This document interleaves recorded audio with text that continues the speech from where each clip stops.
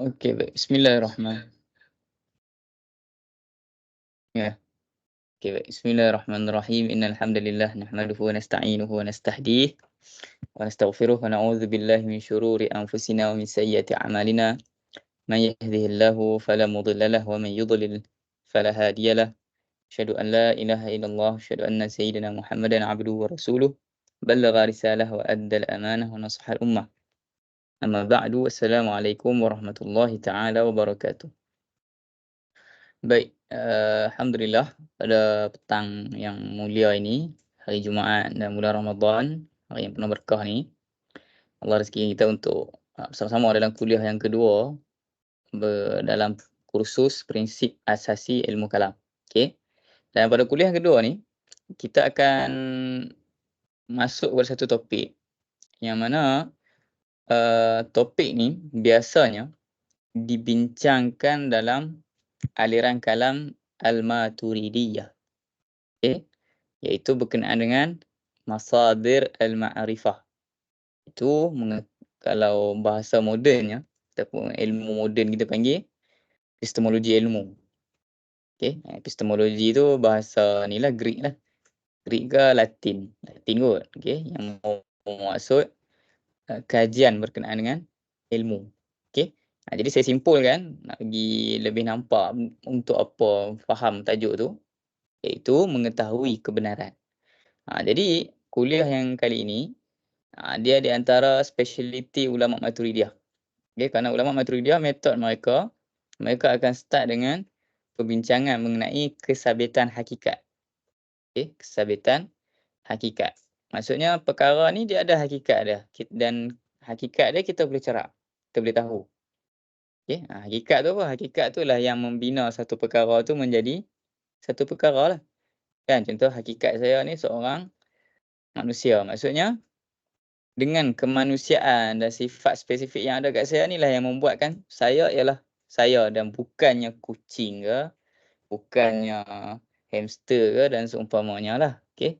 Jadi itu maksud hakikat. Okey. Ma bihi syai' huwa huwa. Kalau tulis bahasa Arab tu macam pening sikit ayat dia. Ma bihi syai'u huwa huwa. Maksudnya sesuatu yang mana dengan sesuatu yang lain itu, sesuatu itu menjadi sesuatu itu. Okey, dia macam ada satu apa panggil, lingkaran makna sikit. Tapi tak ada lingkaran pun sebab kalau kita jelaskan macam tadi awal saya terangkan tu, insya-Allah tak ada masalah. Okey. Jadi bila pengetahuan kita bertepatan, korespon dengan hakikat sesuatu perkara, okey, pengetahuan itu dinamakan sebagai pengetahuan yang benar ataupun hak. Okey, mutabaqatul khabar atau mutabaqatul i'tiqad lil haqiqah ataupun lil waqi'. Okey. Jadi itu yang dimaksudkan sebagai kebenaran. Maksudnya bila kita bincang satu benda, contohlah saya bincang berkenaan dengan secularism kan. Secularism ni baik ke buruk? Yang ni ada Atassian kan, yang dalam kelas ni, yang di depan saya ni. Saya ada juga yang datang fizikal ni, seorang dua ni. Secularism okey tak? Benda baik? Tak okey Sebab apa? Satu yang pasal. Okey, kalau berdasarkan jawapan tu dia lebih kepada musadarah 'alal matlub. Okey, musadarah 'alal matlub apa? Itu nanti dalam kelas munazarah ataupun kelas ilmu debat kita bincang apa maksud musadarah 'alal matlub tu. Okey, ala kulli hal jawapan dia tu tak semantiknya logiknya. Okey, logically speaking tak betul. Okey. Secularism kita katakan tak baik sebab dia ada nilai-nilai yang tidak baik ataupun nilai-nilai yang menatijahkan kefasadan dan seumpamanya. Okey, kita boleh akui secularism itu tidak baik. Sebab apa? Sebab definisi baik ialah perkara yang diakui baik oleh syarak. Kan? Ma hassanahu asy-syar'u atau ma hassanahu asy-syari'. Itu maksud baik. Jadi itu hakikat baik. Jadi adakah hakikat yang ada pada secularism korespon dengan kebaikan? Tak korespon, tak mutabik. Jadi kita tak boleh kata secularism itu satu kebaikan. Jadi hakikat secularism tidak tidak baik. Okey? Jadi itu maksud apa? kebenaran. Kebenaran ni ialah sesuatu hakikat ataupun kefahaman kita mengenai sesuatu perkara bertepatan dengan hakikat benda tu ataupun realiti benda tu. Okey? Jadi kalau saya kata sekularisme benda yang baik, maksudnya ucapan saya tidak benar. Sebab apa? Sebab tak korespon kepada hakikat sebenar sekularisme. Tu maksud benar. Jadi nak mengetahui kebenaran dengan ilmu kalam, dia ada wasilah dia, ada sumber dia. Jadi yang tu yang kita nak bincang di dalam kuliah yang kedua ni. Dan ini antara speciality ulama Maturidiyah, bila mereka bincang hakikat, mereka bincangkan pula apa sumber nak tahu hakikat. Di antara kitab-kitab Maturidiyah antara At-Tamhid. Okey, At-Tamhid fi Usuluddin oleh Abu Mu'in An-Nasafi rahimahullah. Dan yang lebih masyhur Al-Aqaid An-Nasafiyah. Okey, oleh Najmuddin An-Nasafi rahimahullah, yang disyarahkan oleh Sa'aduddin Taftazani, Syarh Al-Aqaid An-Nasafiyah. Okey, begitu jugalah Thariq Nasafiyah, Thariq Nasafiyah pula. Thariq Maturidiyah biasanya akan sebelum masuk kepada perbahasan membuktikan kewujudan Tuhan and so on, mereka akan bincangkan hakikat tu apa itu benar, apa semua. Kemudian mereka bincangkan sumber-sumber ilmu. Jadi berbeza dengan cara Asy'ariyah. Style Asy'ariyah, okey, khususnya dalam kalangan mutaakhirun yang meniti jalanan Imam Fakhruddin Ar-Razi, mereka mulakan dengan pembahasan apa? Logik, nazar, mantik. Okey, cara nak buat ta'rif, cara nak buat hujah. Habis yang tu mereka masuk perbahasan falsafah yang dinamakan sebagai al-umur al-'amah. Kalau kajian moden dia panggil ontologi. Kaji berkenaan dengan wujud, hakikat, kaji berkenaan dengan sifat-sifat bagi wujud dan hakikat. Okey. Sebagai contoh, wahdah, kasrah, qidam, hudus, imkan. Dia pun mengaji banyak benda-benda tu. Habis yang tu, mengaji pula berkenaan dengan sifat-sifat makhluk. Dikenali sebagai perbahasan jauhar dan arat. Kan? Yang makulah asyar tu. Kemudian habis yang tu, baru masuk membincangkan berkenaan dengan pengisbatan ketuhanan. Jadi, melihat kepada zaman sekarang punya style yang kita tengok, keperluan zaman sekarang, saya fikir lebih sesuai untuk kita jamakkan, kita mixkan antara style Asy'ariyah dan style Maturidiyah. Jadi sebab apa? Sebab zaman sekarang antara syubhat yang orang kata saya nampaklah, okey, syubhat pemikiran, ancaman pemikiran, banyaknya serang daripada aspek taraf ilmu tu. Mereka cuba kaburkan benda yang sebenarnya tak dianggap ilmu, mereka ingat ilmu.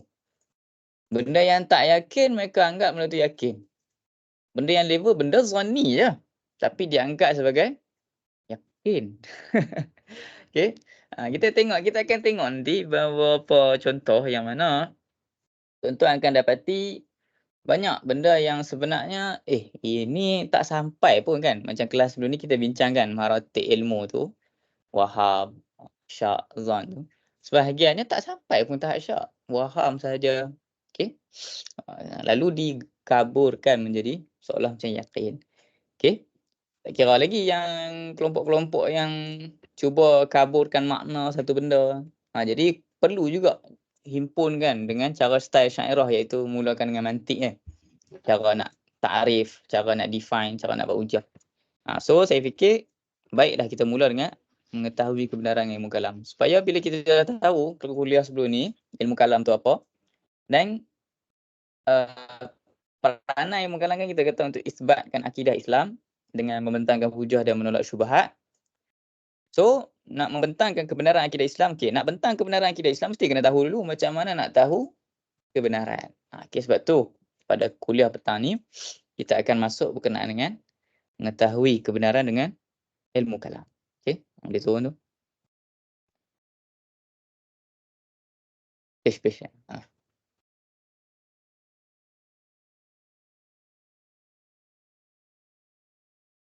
Gerak lah. Tak bergerak. Yang lain masih lagi dekat ni ke? Muka depan ke? Tu pun dah bergerak dah page.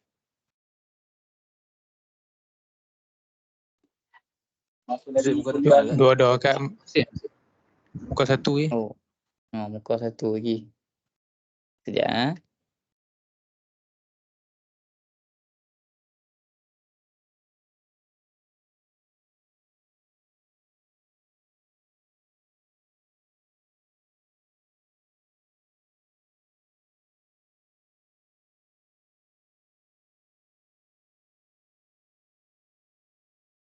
Okey, sementara kita nak tunggu slide jalan, macam perempuan, tuan-tuan perempuan semua pun dah ada kan audio tu. So tuan-tuan tengok dekat bahagian isi kandungan tu, apa fokus yang kita nak bincang pada hari ni. Yang pertama berkenaan dengan apakah itu kebenaran. Okey, tadi saya singgung secara ringkas kan maksud kebenaran, dan Islam pentingkan ke kebenaran ni? Okey, sejauh mana kebenaran tu dianggap penting dalam Islam? Okey. Ada juga kan satu tanggapan bahawa kenapa nak kena pegang benda yang betul di dalam dunia ni? Apa masalah kalau kita yakin benda yang salah pun, tapi hidup kita tolong orang, buat kebajikan, kan? Kenapa nak kena beragama? Okey. Ni persoalan-persoalan yang saya fikirlah. Antara persoalan yang sangat signifikan untuk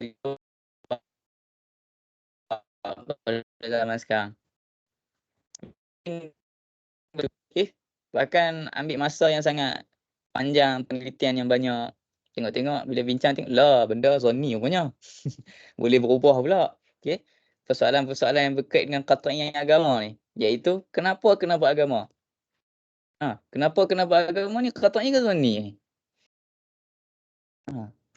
Kalau salah tu boleh kufur tak? Kalau kenapa kena beragama? Okey. Bagi saya dia duduk dalam daerah Jalil Al-Kalam. Ingat kan kita bincang Jalil Al-Kalam dengan Daqiq Al-Kalam. Persoalan kenapa kena beragama bagi saya duduk dalam Jalil Al-Kalam. Kerana apa?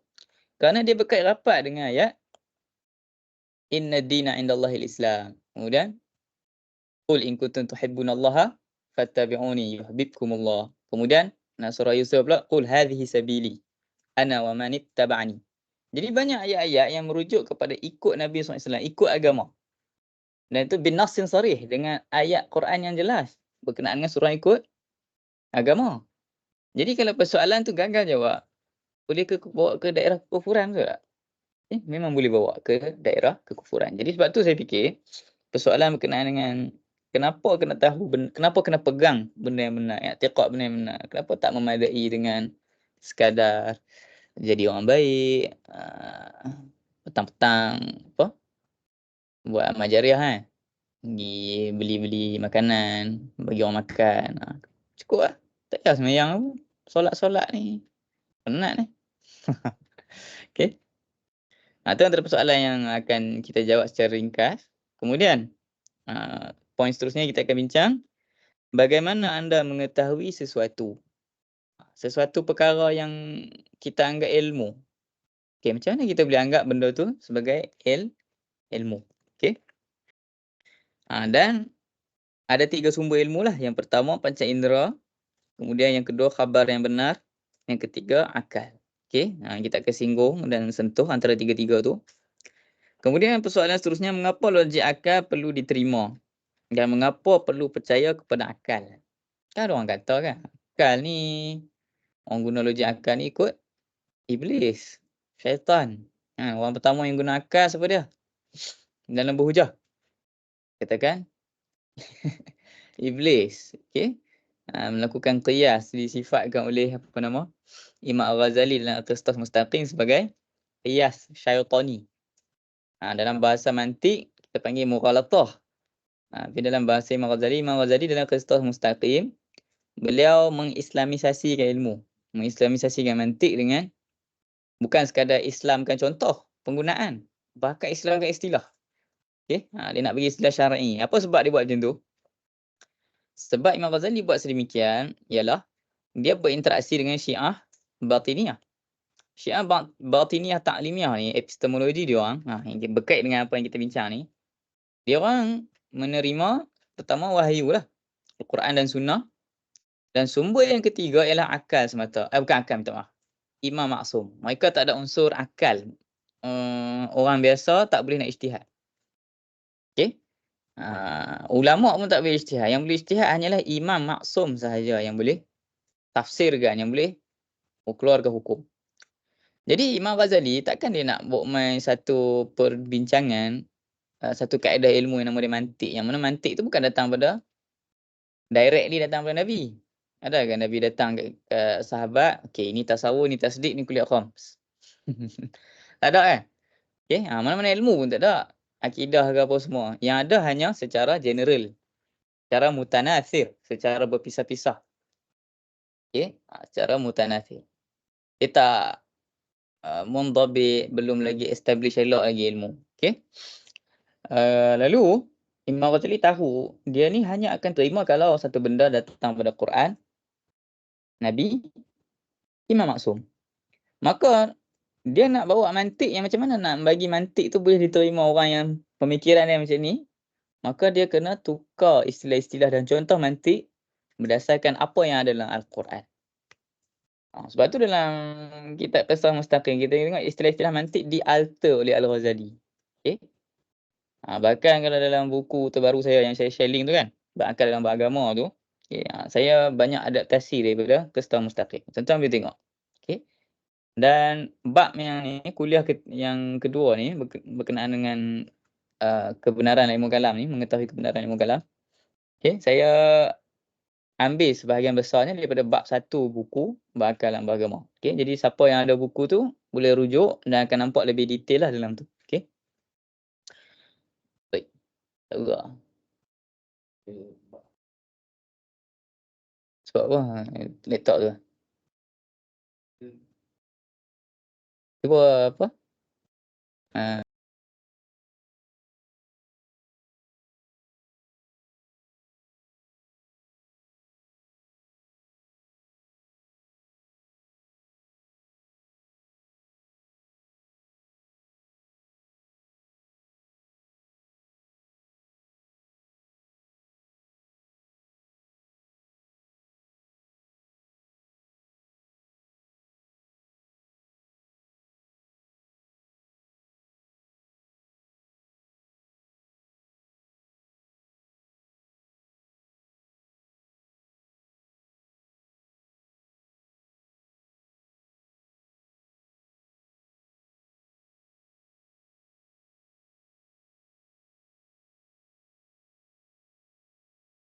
sekejap ada masalah teknikal sikit.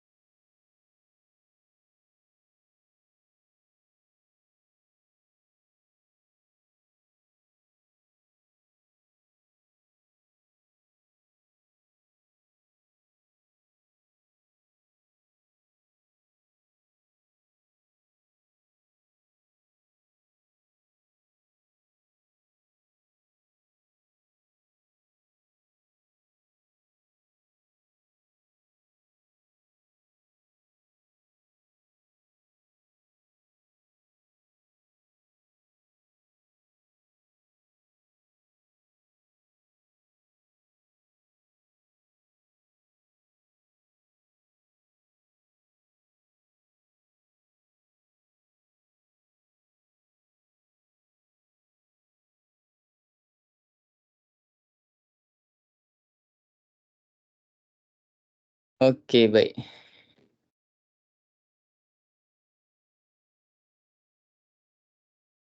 Okey, boleh nampak kan yang slide saya ni?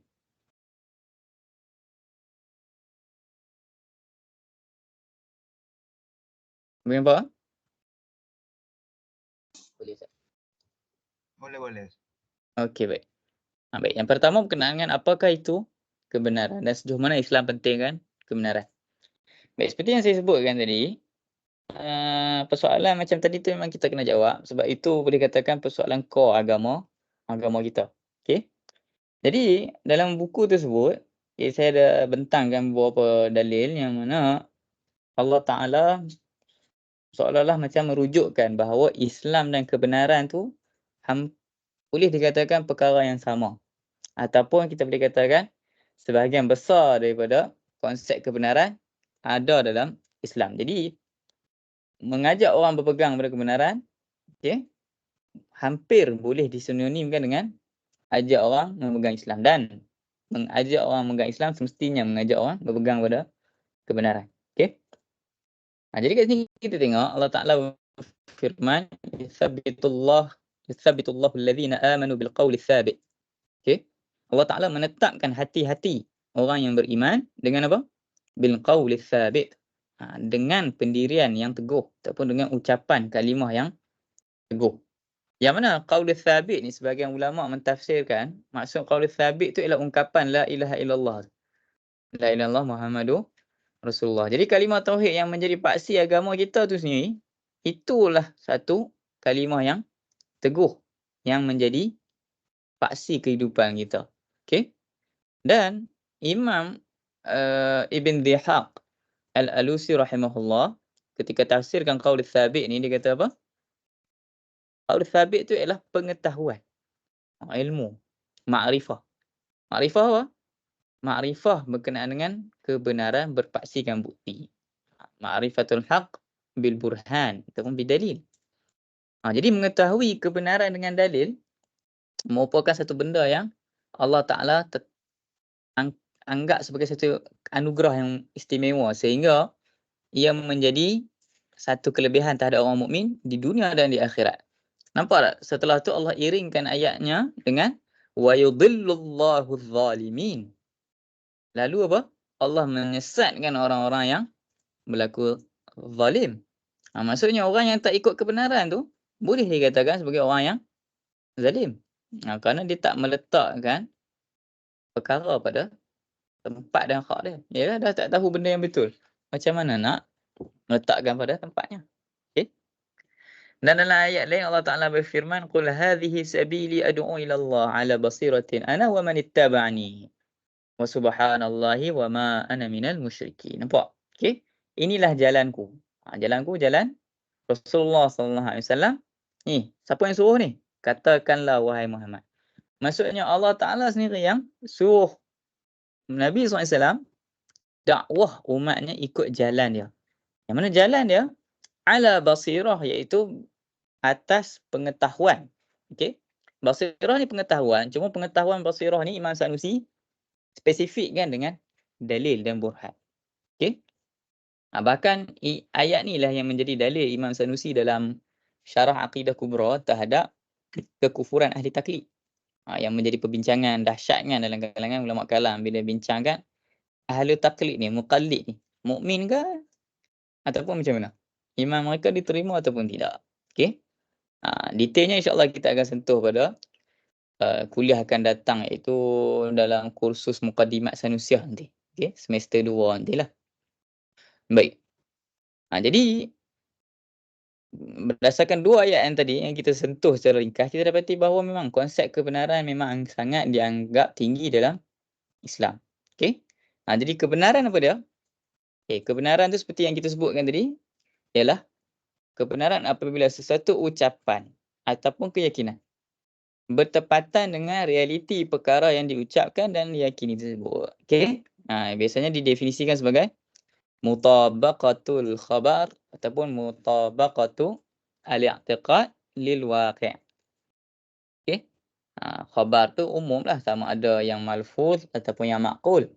Maksudnya ucapan ke ataupun keyakinan tak ada masalah. Tak semesti bercakap. Kan? Itu orang bisu. Dia yakin Allah wujud. Dia kena cakap ke baru betul dia beriman? Tak perlu betul tak? Okey. Lakukan yang penting apa dia punya? Keyakinan dia tu. Kemudian bila orang tanya beriman ke tak, dia buat lagi syarat apa-apa yang menunjukkan dia ahli tauhid. Okey. Baik.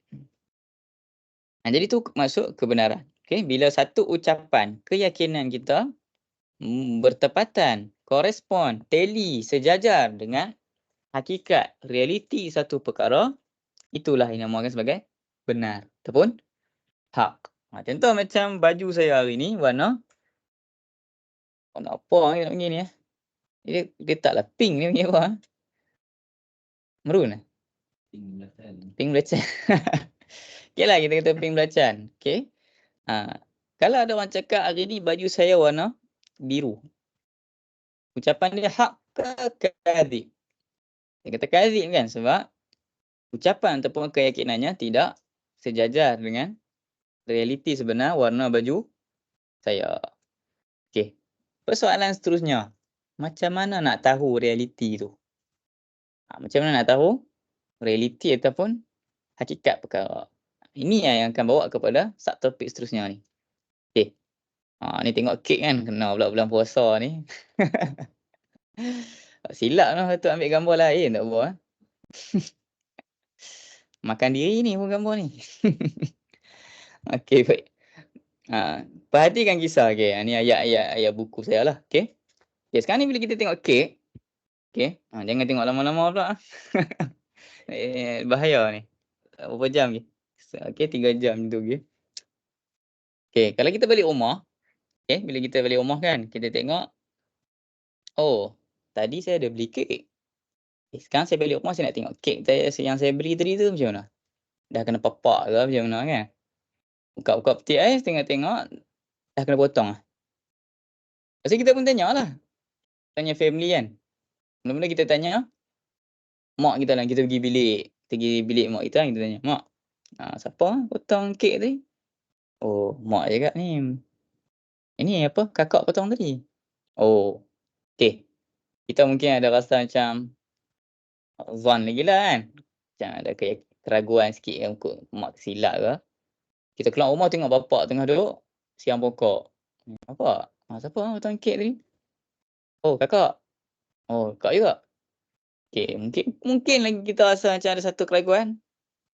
Kemudian kita masuk bilik, kita tengok ada adik kita. "Adik, siapa potong kek tadi?" "Oh, kakak potong tadi." Yang mana kita pergi tu dalam keadaan kita yakinlah setiap seorang ni tak ada masalah pun nak tipu. Tak ada satu keperluan pun diorang nak tipu. Okey. So, jadi kat sini kita ada beberapa pengetahuan, dia ada lebih kurang at least ada 3 pengetahuan yang kita faham secara berbeza ataupun dapat dengan cara berbeza. Pengetahuan pertama ialah kek tu dah dipotong. Ni pengetahuan ni bila kita dapat ni? Waktu awal-awal kita buka peti ais tadi tu. Buka-buka peti ais kita tengok kek dah terpotong kan? Jadi macam mana kita tahu kek tu dah potong? Macam mana? Dengan tengok. Kelihatan kan? Bahkan kalau tanya tu rasa macam ralat kan, macam, kenapa tanya? Benda tu dah apa, jelas. Yang ni yang kita sebut dalam sebelum ni apa, kita tak sebut lagi kot, minta maaf, okey. Yang ni yang disebutkan sebagai pengetahuan yang daruri. Pengetahuan yang daruri. Daruri tu maksudnya matturra ilal qabul. Okey. Matturra ilal qabul maksudnya sesuatu yang kita ni tak boleh nak tolak, mesti kita terima. Okey. Dalam mata kita tengok potong, takkan kita nak kata tak potong, kan? Okey. Jadi pengetahuan yang pertama. Okey, kemudian ada pengetahuan yang kedua, iaitu ada ni orang yang potong kek ni, bang, ataupun sesiapa, satu pihak yang potong kek. Cuma kita tak tahulah siapa kan, waktu ni. Kita tengok ada orang potong, kita tengok kek terpotong, kita akan faham ada yang potong kek. Okey, macam mana kita boleh faham ada orang potong kek? Sebab kek ni asalnya tak terpotong, tiba-tiba terpotong. Maksudnya ada sebab, ada faktor. Dan benda ni kita tak terfikirlah sebab dah masuk peti ais tengok, buat apa nak fikir siapa potong tak potong, makan je lah kan. Cuma sebab sekarang ni kita dalam kelas, kita bincanglah benda ni, okey. Jadi akal kita tak boleh nak terima kalau perubahan berlaku tanpa ada sebab. Perubahan mesti ada sebab. Yang ni yang kita akan sebut sebagai dalilul huduth nanti dalam kelas kalam yang betul, okey. Baik. Yang ketiga, kita dapat tahu bahawa orang yang potong tu ialah siapa? Kakak kita. Okey, pengetahuan ni dapat daripada siapa? Penceritaan ahli keluarga. Jadi macam mana perbezaan jenis pengetahuan ni boleh berlaku? Sebab berlaku perbezaan sumber. Yang pertama sumbernya daripada indera. Yang kedua sumbernya daripada akal. Yang ketiga sumbernya daripada penceritaan yang benar. Okey. Sebab tu epistemologi ahli sunnah kita akan ada 3 sumber ilmu. Okey, yang pertama al-hawas as-salimah. Okey, nampak? Dikaitkan dengan al-hawas as-salimah iaitu indera yang sihat. Indera yang tak sihat tak kiralah. Kan tengok orang buta warna. Orang buta warna tengok warna kerusi warna biru, warna silver. Pasal dia kata apa? Warna mana wujud. Okey. Ada perbincangan berkenaan dengan warna ni wujud ke tak baru-baru ni bising. Okey. Tak apalah kita tak payah bincang lah yang tu. Okey, cuma kalau tanya pendirian saya, tak warna wujud. Okey, warna wujud. Baik, pendirian saya berdasarkan metod kalam lah. Okey, kalau berdasarkan metod fizik mungkin lain. Cuma berdasarkan saya sembang, tanya dengan sahabat fizik saya sendiri, dia kata tak, wujud je. Cuma ada berlaku salah faham daripada aspek penggunaan istilah. Okey, sebab maksud wujud yang diorang maksudkan tu lain. Okey, lain tak sama. Sebab konsepsi wujud dalam istilah kalam, dia merujuk kepada benda yang boleh terima kesan dan kita boleh buat dia tu sebagai musabak, sebab atau musabak, kan. Kalaulah contoh warna merah tu tak wujud, kita bodoh tak? Ataupun kita ambil kisah tak lampu merah tu?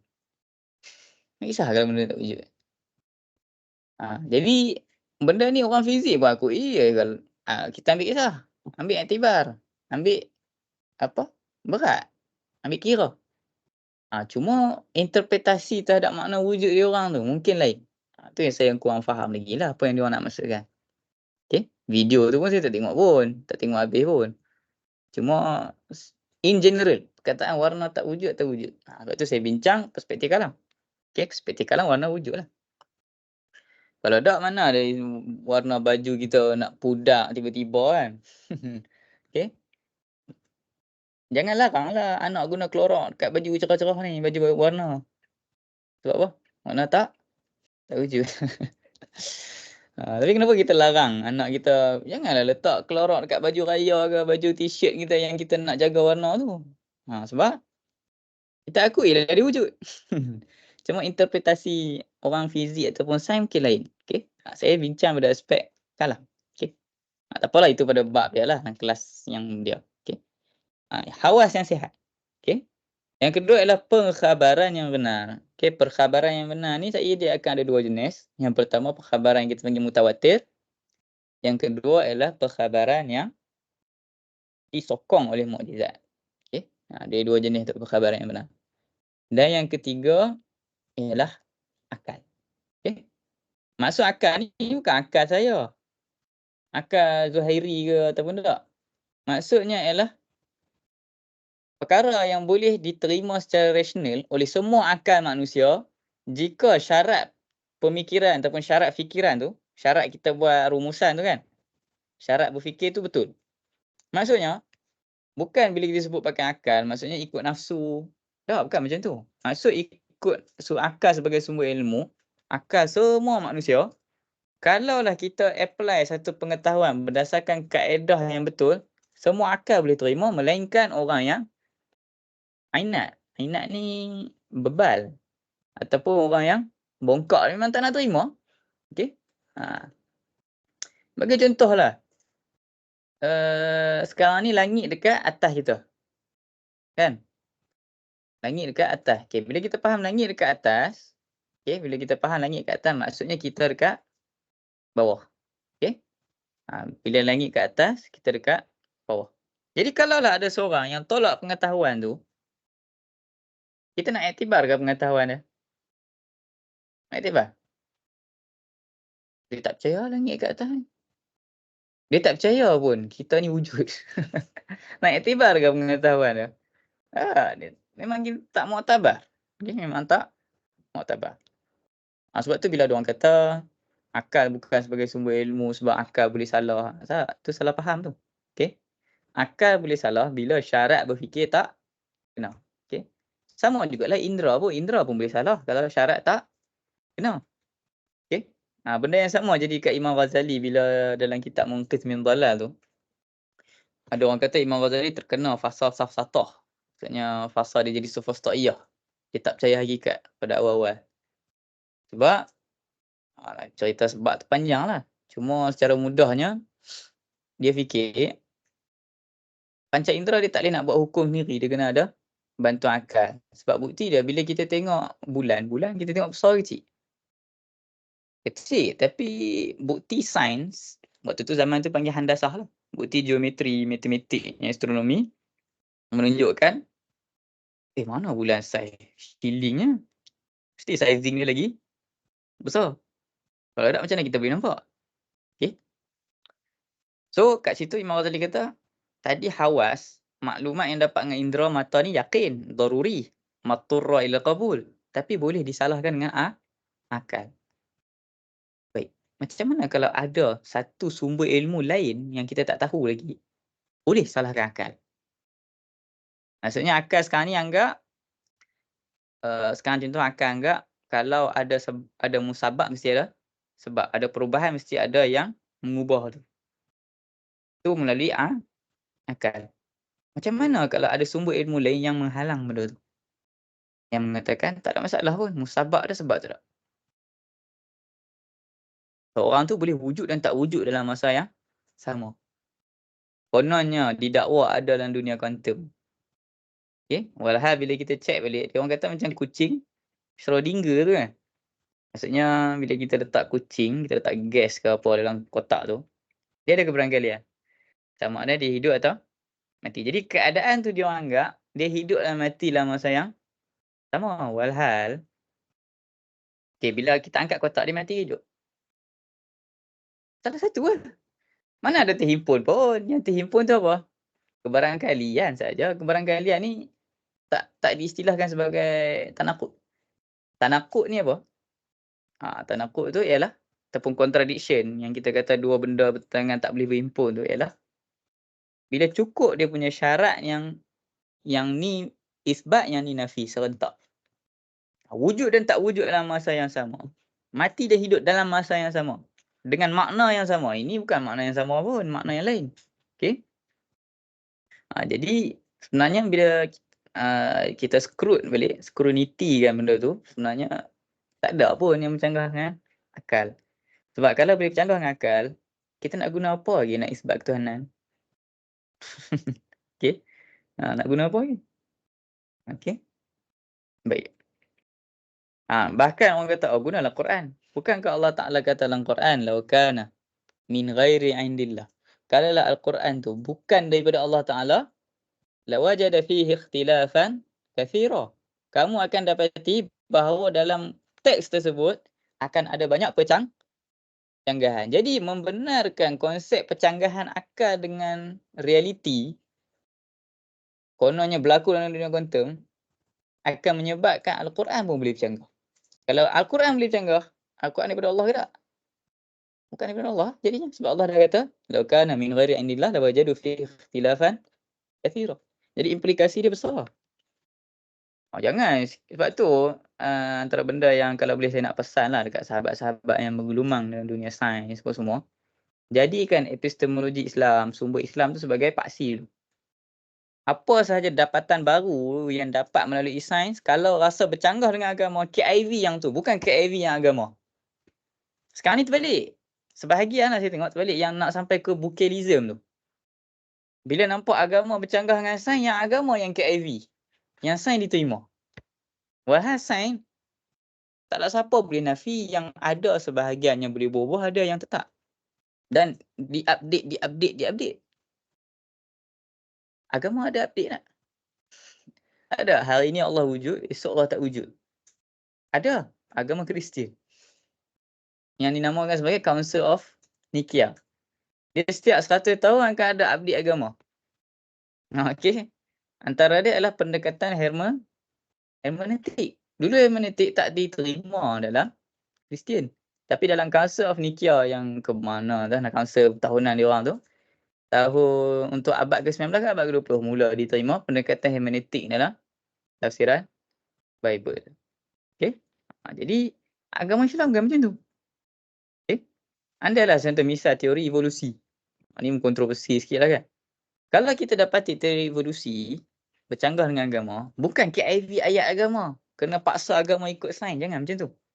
KIV dulu apa yang ada dalam sains.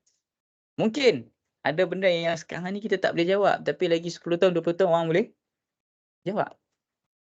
Okay. Adakah dengan munculnya teori evolusi, regardless lah, kalau memang betul secara qat'i, akan menatijahkan Allah tak wujud? Ada? Tak. Sebab apa? Sebab Allah wujud. Allah wujud atau tak wujud, pendalilan dia at the first place tak guna sains pun. Guna logik semata. Guna undang-undang sebab musabab semata. Adakah evolusi meruntuhkan undang-undang sebab musabab? Tak meruntuhkan pun. Jadi kalau tak meruntuhkan, andailah berlaku sekalipun, adakah bercanggah dengan agama? Jadi KIV dulu, apa yang kita rasa bercanggah dengan agama, yang tu yang KIV. Bukannya apa yang agama bercanggah dengan sains, KIV yang agama. Contoh bila tengok penemuan rangka orang dulu kan. Maksudnya Nabi Adam macam mana? Oh, KIV yang Nabi Adam terima tu yang tu. Jangan macam tu. Okay? Sebab apa? Sebab pengetahuan agama ni yang kita yakin dia final truth, absolute truth. Pengetahuan yang baru. Sebab tu kalau bahasa Inggeris, pengetahuan scientific finding ni kita panggil apa? Inkishafat. Inkishaf ni apa? Inkishaf kalau pada hak makhluk, maksudnya benda tu baru tersingkap.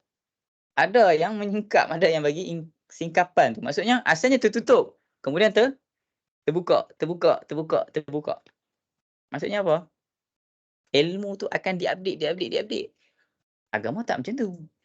Agama bila Allah Ta'ala kata semua manusia daripada Nabi Adam, stop. Takkan ada benda yang baru. Macam tu jugalah. Okay?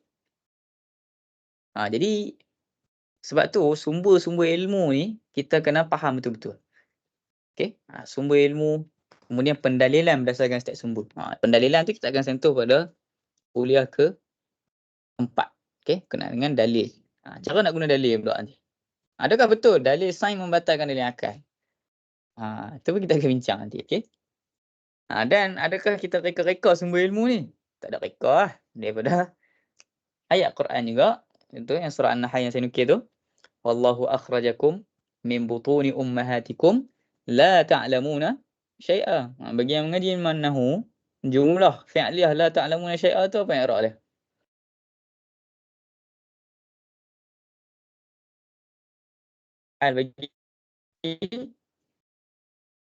Hal bagi kum yang akhrajakum tu hal bagi maf'ul bihi. Maksudnya Allah Taala keluarkan kita daripada perut mak kita dalam keadaan kita tak tahu apa pun. Kosong. Jadi sumber ilmu dapat pada mana? Wa ja'ala lakumus sam'a. Yang pertama, sama. Kita dengar. Ni merujuk boleh ditafsirkan dengan pengkhabaran yang benar. Okey. Wal absar, dengan penglihatan, dengan indera. Wal afidah. Afidah ni jiwa, hati, akal. Okey. Supaya apa? Moga-moga lepas tu apa yang kita boleh buat? La'allakum tashkurun. Okey, moga-moga kamu bersyukurlah bila dah dapat sumber-sumber ilmu. Okey, macam mana nak bersyukur tu? Tengok Allah sambung lepas tu. Alam yara ila at-tayri musakharat fi jawis sama. Ma yumsikuhunna illa Allah. Nampak cantik tak? Bila Allah dah bagi kat kita sumber ilmu, kemudian Allah tempelak pula dekat mereka yang kufur dengan sumber ilmu ni. Mereka tak tengok ke dekat langit tu yang burung-burung terbang melayang tu? Siapa yang tahan mereka daripada jatuh? Allah. Okey. Tahan mereka daripada jatuh Allah tu. Nampak ke Allah tahan?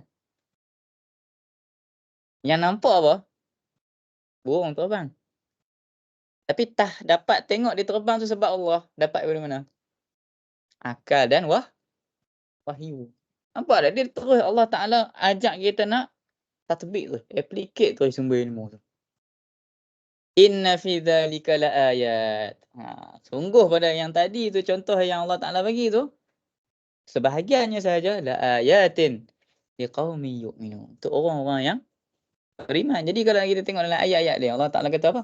Inna fi khalqis samawati wal ard la ayatin li ulil albab. Jadi orang yang beriman, ulul albab, Allah Ta'ala samakan saja. Sinonim kan. Jadi tak keterlaluan lah kalau kita nak kata ulil albab ni boleh juga termasuk dalamnya ulama kalam. Ahli kalam, berapa pula ahli kalam tengok alam nak buktikan Allah macam ni, Allah macam ni, Allah macam ni. Okey. Dan inilah antara kita kata apa? Kaedah berkalam yang kita nak, iaitu hayati juga ayat Quran. Zaman sekarang ni jangan duk kira kaedah-kaedah akhliyah je. Zaman sekarang kita kena pakai juga ayat Quran. Sebab apa?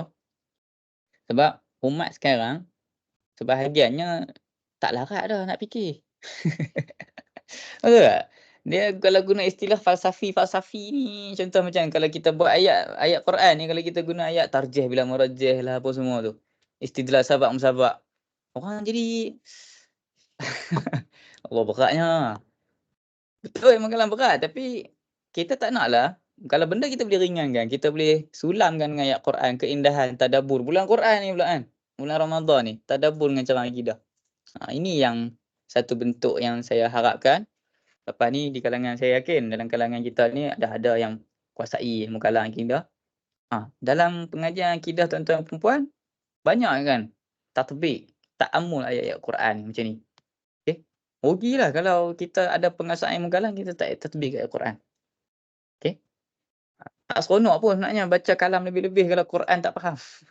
Dia seronok apa? Seronok bila baca ayat Quran kita boleh kait dengan kalam. Tu seronok. Kalau nak dapat seronok terlebih, tuan-tuan baca tafsir Ar-Razi, Mafatihul Ghaib. Okey. InsyaAllah ada rezeki kita akan buat buku berkait dengan tafsir Ar-Razi. Okey, baik. Kita tengok pada sumber yang pertama iaitu panca indera yang kita kata tadi kan. Okey. Panca indera ni adalah secara umum kita ada 5 indera yang zahir, hawas az-zahirah. Okey. Yang mana kita maklumlah kan, mendengar, melihat, merasa, sentuh dan juga bahu. Okey, bau. Bahu pula, bau. Okey. 5 deria. Yang mana 5 deria ni ialah kita cerap benda-benda yang bersifat mahsus. Mahsus ni benda yang bersifat fizik. Boleh cerap dengan indera. Okey. Baik. Jadi Allah Ta'ala jadikan setiap deria ni ada had dan kemampuan dia. Ni yang kita kena highlight. Deria yang kita ada ni betul dia boleh cerap ilmu, tapi tak semua benda boleh cerap dengan deria. Antara dia siapa? Allah Ta'ala.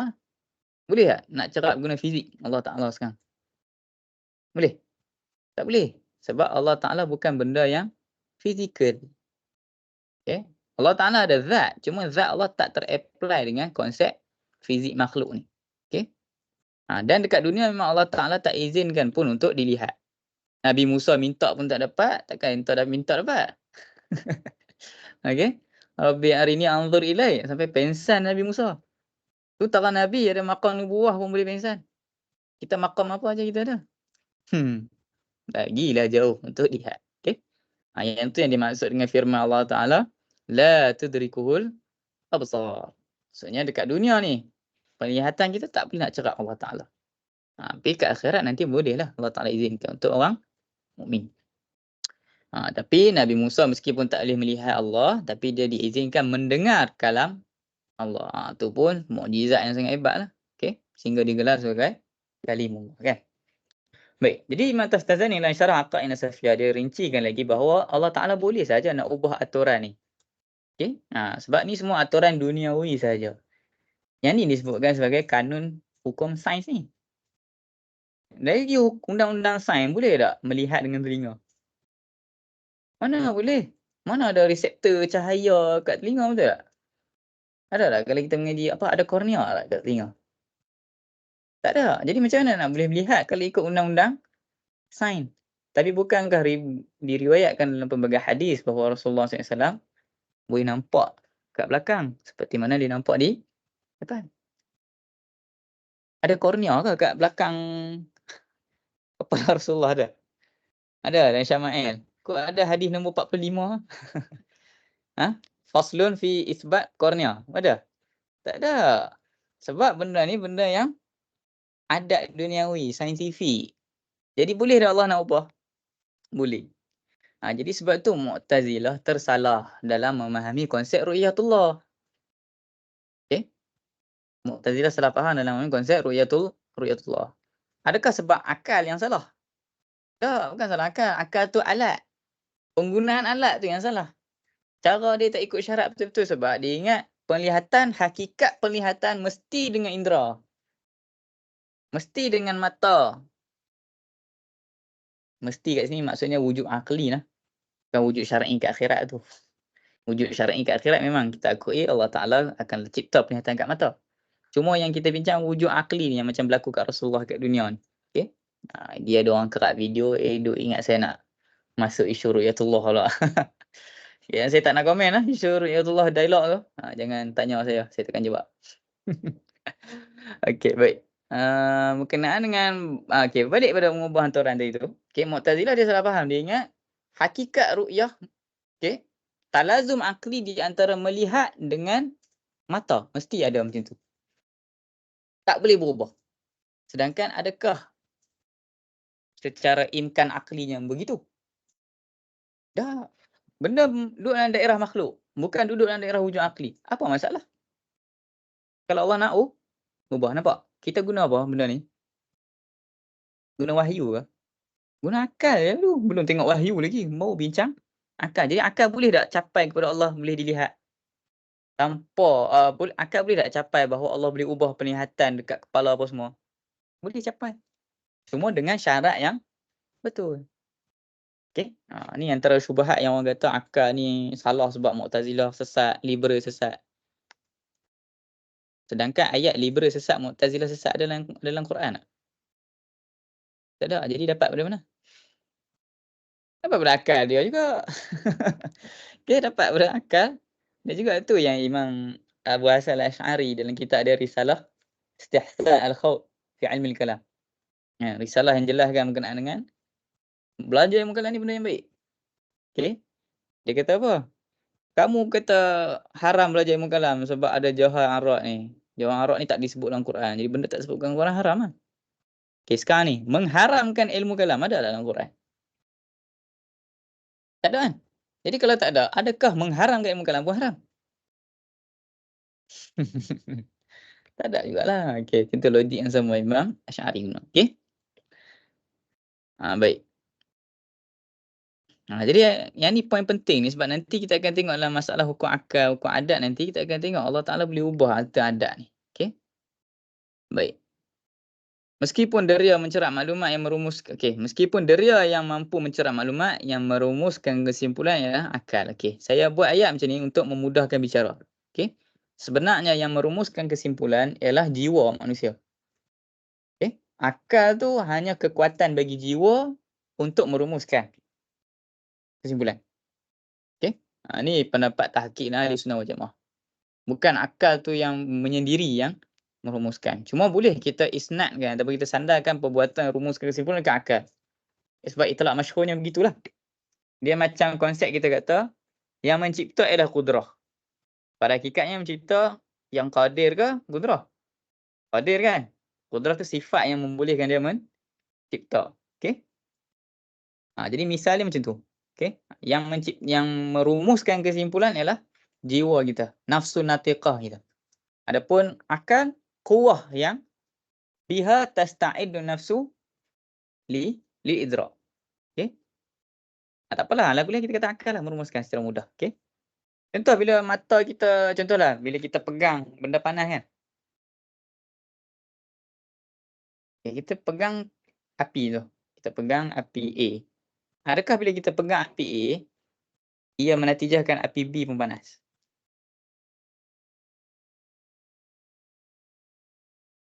Dia menatijahkan sebab apa? Sebab akal hantar yang merumuskan. Akal hantar fikir, api ada hakikat ni yang boleh panas. Jadi yang ni pun benda sama. So akan panaslah juga. Bukan sebab deria. Sebab kalau deria, api A ni je yang dia tahu panas. Api tu tak sentuh lagi. Macam mana dia tahu panas deria? Yang tahu panas tu bukan deria tapi akal. Sebab akal yang buat kesimpulan umum. Sebab tu disebutkan akal dia mencerap benda deria, hawas mencerap benda yang spesifik dan juz'i. Tapi yang mencerap benda yang umum, buat kesimpulan umum yang kulli, nama dia akal. Okey? Sebab tu bawah tu saya highlightkan lagi, deria ni dia macam tempat himpun maklumat. Maklumat spesifik. Yang nak buat rumusan umum, akal. Okey? Deria cerap, yang ni lembut, yang ni kasar. Ataupun yang ni keras. Kemudian pegang ini pun keras. Okey, jadi setiap yang macam ni, maka dia keras. Yang tu siapa yang rumuskan? Akal. Okey? Jadi bila kita sebut dapat dengan indera benda yang yakin, tak boleh nak ragu. Kan? Okey, jadi orang kata, kalau benda tu bertaraf yakin, macam mana boleh silap? Sekarang ni kita yakin Allah wujud. Boleh silap tak Allah wujud? Tak boleh silap lah. Sebab kalau yakin, dia mesti 100% dan mutabiq lil waqi'. Dia ada unsur mutabiq lil waqi'. Bertepatan dengan realiti. Sebab kalau yakin, maksudnya 100% percaya, Cuma tak betul, kita tak yakin. Itu panggil apa? Jahil murakkab. Tak? Macam orang-orang Kristian pun semua, mana kita panggil orang jahil murakkab, tak ada lah panggil depan muka tu. Jumpa padri kan. Jahil murakkab lah awak ni. Bukanlah macam tu. Okey. Cuma kita bincang taraf keyakinan. Okey. Jadi kalaulah maklumat yang dapat dengan diri ni yakin, dah ada mutabaqah dia pakai. Kenapa kadang-kadang silap? Sebab tu Imam Ghazali dia perincikan dalam Mi'yar Ilim, boleh nak ifadah yakin tu, nak dapat faedah yakin. Cuma syarat dia apa? Tak ada elemen asing yang kacau. Sekarang ni melihat, apa contoh saya melihat fikri ke depan ni benda yang maklumat yang saya dapat dengan yakin indra kan. Cubalah kalau tiba-tiba saya tutup mata. Adakah? Ataupun ada penghalang kat sini. Nampak tak? Tak nampak. Kan? Sebab ada penghalang. Cuma adakah tu menyebabkan kita dah tak boleh percaya mata?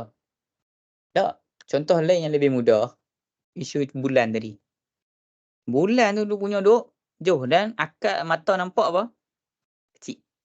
Macam tadi, ada penghalang. Mata nampak. Dia ni tak wujud.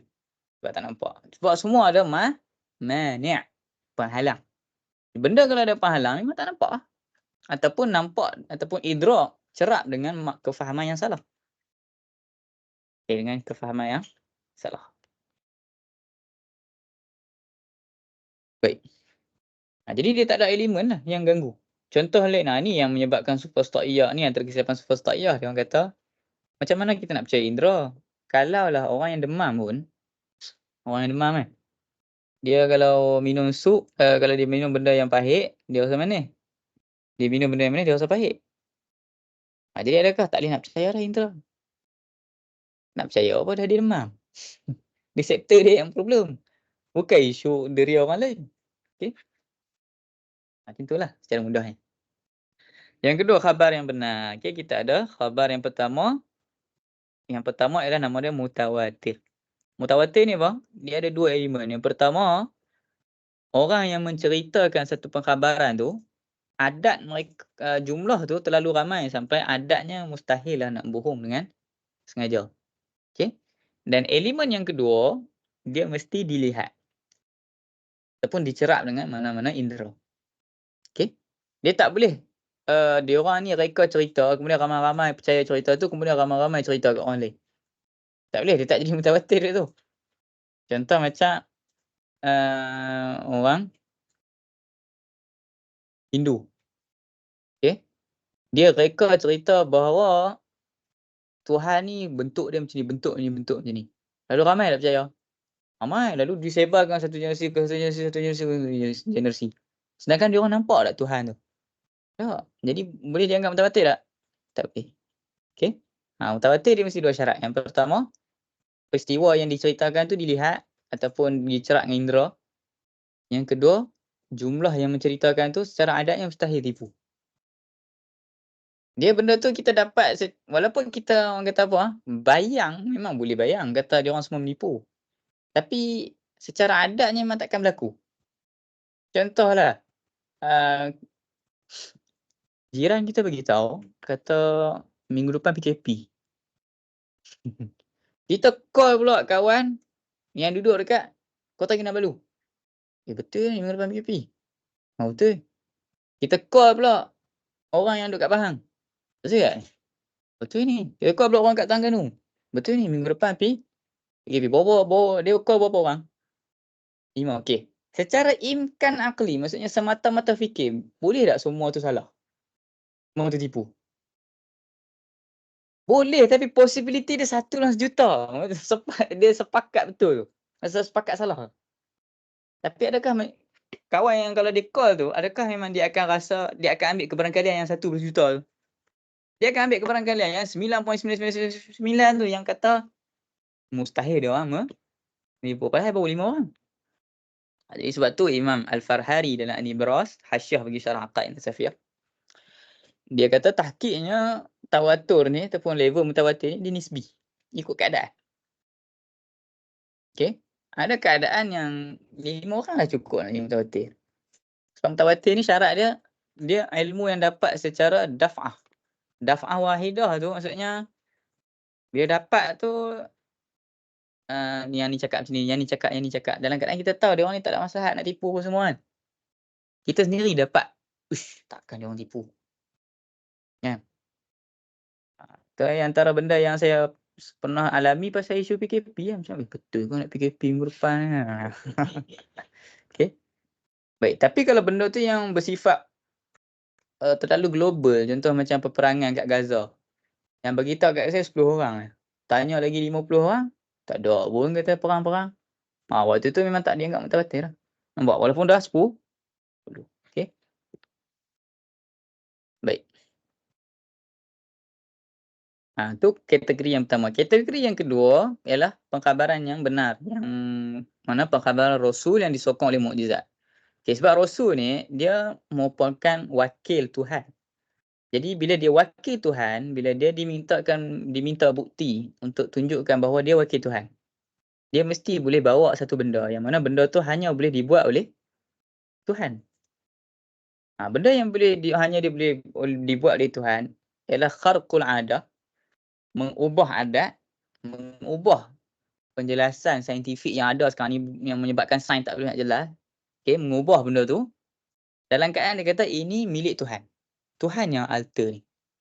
Ini yang membezakan antara ahli sihir dan juga dajjal ni. Sihir, sihir ni pun ada khilaf. Ada yang kata sihir ni lawan hukum adat. Contoh adatnya macam mana, orang duduk jauh boleh cucuk kena perut lah apa semua kan. Hembus tiupan dekat tali, boleh pisah laki bini. Tak nampak adat tu. Ada yang kata tak, memang mencari adat. Tapi apa beza dia dengan mukjizat? Beza dia ialah dia tak dakwa dia Nabi dan dia tak dakwa ini Tuhan kamu yang buat. Dia akan kata ini bantuan jin. Dia akan nisbahkan kepada pelaku yang betul. Dia takkan kata ini Tuhan. Dan dia takkan dakwa dia Nabi. Dajjal pula, dia dakwa dia Tuhan. Dia tak dakwa pun itu perbuatan Tuhan yang sebenar yang utus dia. Jadi tak ada masalah. Allah nak benarkan adat tu berubah sebab nak istidraj terhadap Dajjal dan ahli sihir.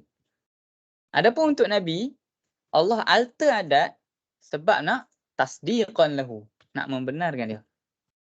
Jadi tu yang membezakan di antara kharqul adah yang berlaku dekat Nabi, dekat mukjizat, dan kharqul adah yang berlaku dekat ahli sihir dan Dajjal. Antara dia adalah faktor kharqu tu.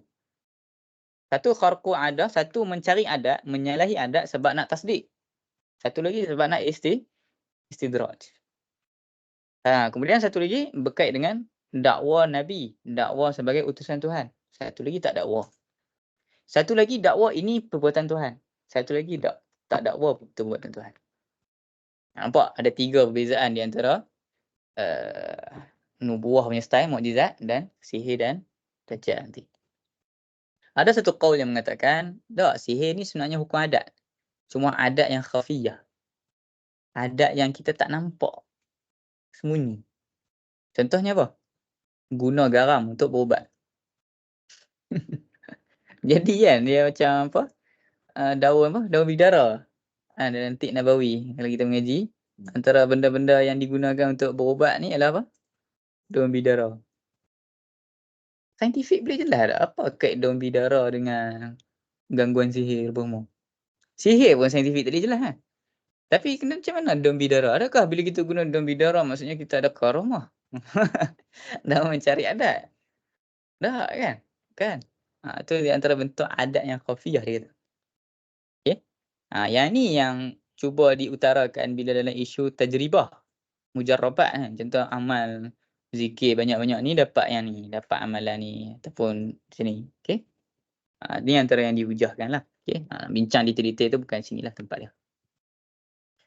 Okey. Ala kulli hal itu yang membezakan. Okey. Jadi contoh nak mudah faham kenapa Rasul kalau datang mukjizat ni mesti betul. Ini contoh macam kita tengok raja kan. Raja yang kita tahu. Okey, sekarang ni ada raja dalam bilik ni. Kemudian ada seorang keluar daripada bilik ni, dia kata dia utusan raja. Kemudian Fikri ni orang yang skeptik. Sebab dia banyak baca Descartes. Dia tak percaya lah, dia kata Kerana apa bukti yang ni utusan raja? Okey. Mesti Fikri akan minta bukti yang mana bukti tu hanya raja je boleh buat. So dia akan masuk bilik, dia akan minta raja buat satu benda yang mana raja je akan buat. Misalnya bagi cop yang mana cop tu hanya raja je ada. Faham? Kawan tu keluar tunjuk, ni cop raja ni, betul lah tuan-tuan. Waktu tu nak tolak lagi tak? Kalau tolak apa dia? Bongkak. Ingat muka khabar. Jadi macam tu juga bila orang kamu kata kamu nabi, buat satu benda yang memang membuktikan kamu nabi dan kamu utusan Tuhan. Tengok Nabi belah bulan. Belah bulan tu pula diriwayatkan dalam beberapa riwayat sirah. Bukan dekat Mekah je nampak. Kafilah-kafilah yang ke arah Mekah pun nampak. Sampai berlaku pengkhabaran secara mutawatir, orang tanya, nampak tak bulan terbelah malam? Yang mana tempat berbeza berlaku dalam keadaan tak tahu pun kata Nabi tengah kena challenge dengan musyrikin waktu tu. Okey.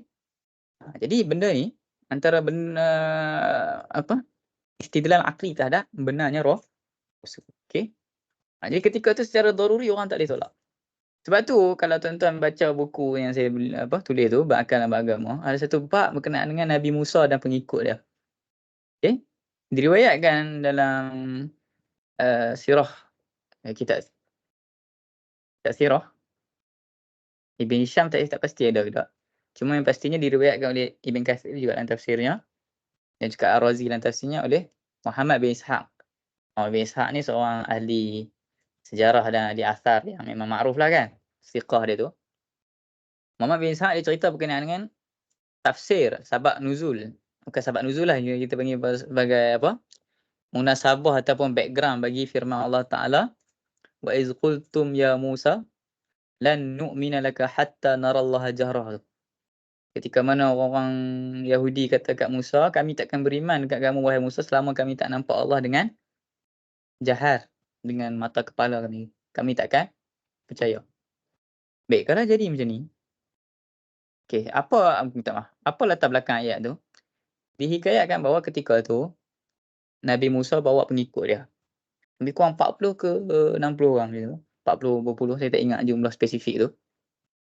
Untuk ke Bukit Tur Sina untuk melakukan taubat kan. Lepas ittakhastumul ijla min ba'dihi wa antum zalimun tu. Baik, lalu naiklah ke bukit. Lalu bila naik bukit tu, Nabi Musa masuk ke dalam ghamam. Masuk ke dalam awan. Awan gelap. Dan benda tu disaksikan oleh siapa? Yahudi tu. Okay. Dan mereka mendengar Allah Ta'ala suruh if'al kaza wala taf'al kaza. Maksudnya dengar amar dan nahi. Mereka dengar amar dan nahi dalam tu. Okey. Bila Nabi Musa keluar daripada awan, Nabi beritahu, kena buat yang ni, tinggal yang ni. Okey, cuba letak jap dalam kasut orang Yahudi waktu tu. Kalau jadi macam tu, kita percaya dengan Nabi Musa? Gila tak percaya, masuk dalam awan tu, dengar lagi suara if'al kaza, la taf'al kaza apa semua. Keluar. Allah suruh ni, Allah suruh tinggal ni. Seolah macam kita ikut kawan kita pergi jumpa pensyarah, dia masuk dalam bilik lecturer, kita dengar cakap-cakap, dia keluar dia cakap-cakap. Ada tak satu glimpse dalam hati kita tu kita rasa macam dia tipu? Mustahil, ni ingat awan pula ni kan. Tiba-tiba orang Yahudi kata apa? Lan nu'mina laka hatta narallah jahr. Tak rasa, ya Allah. Itu yang kita faham kenapa dia orang ni diungkapkan sebagai asyadun nas ni. Bebannya macam, bukan beban, dia orang takabur. Memang sengaja dia orang, mustahil dia orang tak percaya. Mustahil, saya yakin. Mustahil dia orang tak percaya. Cuma dia orang memang tak nak percaya. Sengaja. Gabarah. Sebab tu Allah Ta'ala tak zahirkan pun dekat dia orang. Apa yang Allah bagi kat dia? Bagi kilat. Fa'akhadhatkumus sa'iqah. Fa'akhadhatkumus sa'iqah. Wa antum tanzurun. Kena kilat lah. Ini dah tahu. Main-main. Memang kena kilat lah. Lepas tu, Nabi Musa, sebab mati semua. Dah mati semua, nak balik kat kau, nak bawa siapa? Tapi Nabi Musa buat apa? Minta ke Allah. Ya Allah, hidupkanlah. Ni siapa? Macam mana kita nak cerita berkenaan dengan pengampunan kamu apa semua nanti? Nabi Musa minta ke Allah Ta'ala hidupkan thumma ahyakum, thumma ba'atsnakum min ba'di mautikum la'allakum tashkurun. Lalu kami hidupkan. Hidupkan tu pun sebab ihsan Allah Ta'ala terhadap Nabi Musa itu. Okey? Dah dapat tu apa? Wa dhallalna 'alaikumul ghamam wa manna 'alaikum wa manna wa dhallalna 'alaikumul ghamam. Kemudian wa anzalna 'alaikumul manna wa salwa. Dapat pula burung puyuh yang daripada syurga, manna, salwa apa semua kan. Tengok-tengok nak apa pula? Nak basal pula, nak bawang pula. Nak benda yang tanam Kalau bulan Ramadan ni nak yakinlah majoriti dah lalu ayat-ayat tu bila baca kan dalam tadarus kan. Allah alam setiap kali baca mesti rasa sakit hati. Okey? Jadi kalau nak tadabbur secara epistemologinya kat situ. Dia orang tasdik mantik ada. Maksudnya dengan makna dia orang tahu benda tu berlaku. Tapi tasdik aqdi, maksudnya tasdik iman, dia orang tak ada. Dia orang tak ada unsur amantu tu. Okey? Sebab tu orang kata mengaji mantik pun boleh dekatkan kita dengan Tuhan. Ni antara cara dia. Okey? Baik. Selesai berkenaan dengan khabar. Okey, dan sumber yang terakhir yang ketiga berkenaan dengan akal. Okey, akal ni dia ada dua cara fikir. Okey, dia ada dua cara fikir. Yang pertama ialah dengan cara kita nak faham benda. Sebab akal bila kita nak proses maklumat, sama ada kita nak tahu apa benda tu, kemudian kita nak tahu benda tu betul ataupun tak. Benda tu ya ataupun tidak, benda tu berlaku ataupun tak berlaku. Jadi proses nak faham benda tu nama dia tasawwur. Jadi okey. Jadi ada yang tak tutup mic ke? Okey, baik. Baik. Proses tasawur ialah proses nak faham. Jadi bila proses nak faham benda, hakikat benda, konsepsi benda, kena tahu definisi dia. Tanyalah definisi. Jadi epistemologi kita bila kita nak faham antara step pertama kita nak faham benda, bukan step pertama lah, antara step terawal ialah tasawur dulu. Ni yang disebutkan sebagai al-hukmu 'ala syai' far'un an tasawwurih yang kita sentuh pada kuliah pertama tu kan. Dan yang ni kita akan tengok betapa banyaknya khalal, kekurangan, kesilapan dalam falsafah barat, dalam sains moden berkenaan dengan isu ni, iaitu definisi. Berbeza dengan epistemologi Islam, ilmu kalam lah khususnya, kita start benda dengan tasawur dulu, baru tasdik, sebab kita faham tasdik far'u tasawur. Tasdik hasil daripada tasawur. Kita hukum berdasarkan apa yang kita faham. Jadi kefahaman kita tu apa? Ini terus isbat. Big Bang menafikan permulaan alam. Creation ex nihilo dah terbatal sebab Big Bang. Sedangkan adakah hakikat Big Bang melazimkan ketiadaan permulaan alam? Nampak? Jadi starting point dekat definisi. Okay, define. Big Bang ni apa proses dia? Jangan terus ambil kesimpulan pengkaji apa mana hala nama-nama Inggeris tu, nama-nama barat tu. Kan? Terus from there we can conclude that the universe never have a beginning at the first place. Jadi bila universe tak ada beginning, dalil hudus terbatal. Cosmological kalam argument terbatal. Terus ambil kat situ. Padahal tak tasawur, tak define dulu. Okay, apa tu Big Bang? Kemudian kenapa daripada definition kamu tu menatijahkan tak ada permulaan? Apa maksud permulaan yang kamu faham? Jadi persoalan ni bila kita bawa, dia orang kata apa? Ni persoalan falsafah. Ini bukan masalah falsafah tak falsafah. Kefahaman kamu tu memang base daripada situ. Okay? Antara isu juga macam berkenaan dengan masalah evolusi. Definisi manusia tu antara core yang kurang ditekankan. Kalau kita bincang definisi, mereka mengatakan, ini bawa kepada masalah falsafah. Kita bincang sains. Tak. Bukan isu sains tak falsafah ke apa. Hukum kamu daripada apa yang kamu faham. Kalau kamu faham macam ni, macam mana kamu nak interact dengan dalil yang ni? Macam mana kamu nak interact dengan dalil yang ni? Titik permulaan tasawuf tu apa yang kamu faham? Tak bolehlah bila kamu dah letak hukum, bila kita tanya apa yang kamu faham, kamu kata, ini falsafi, tak boleh. Salah tu. Okay? Dan tuan-tuan akan nampak teliti berkenaan dengan masalah ni waktu kita praktikal sendiri. Okey? Ilmu kalam ni ilmu praktikal. Bila praktikal memang kita akan nampak, ya Allah, penting rupanya mabda' asas al-hukmu 'ala syai' tu. Terutama geng-geng orientalis bila dia orang kritik kewujudan Nabi. Kewujudan Nabi tu antara benda dapat secara mutawatir tu. Okey? Baik, tak apalah. Kemudian tasdik ialah kita nak sabitkan hukum. Sabit hukum ni maksudnya kita nak tahu, ya ataupun tidak, berlaku ataupun tidak. Okey? Jadi caranya ialah dengan cara dalil. Okey? Dan kedua-dua maklumat yang dapat dengan cara tasawwur atau tasdik ni, dia sama ada memang dia asasi, yang kita tak boleh nak tolak. Dia memang common sense. Yang tu kita panggil sebagai maklumat yang daruri. Okey, maklumat yang daruri. Kemudian dia ada yang perlu kepada dalil.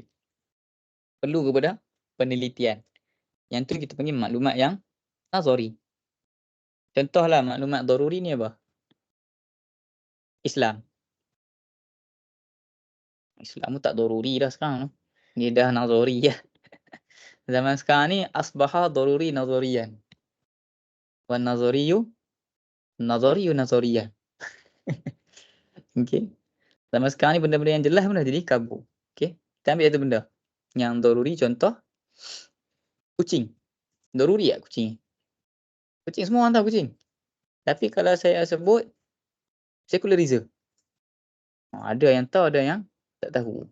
Yang tu kita panggil benda yang nazari. Kemudian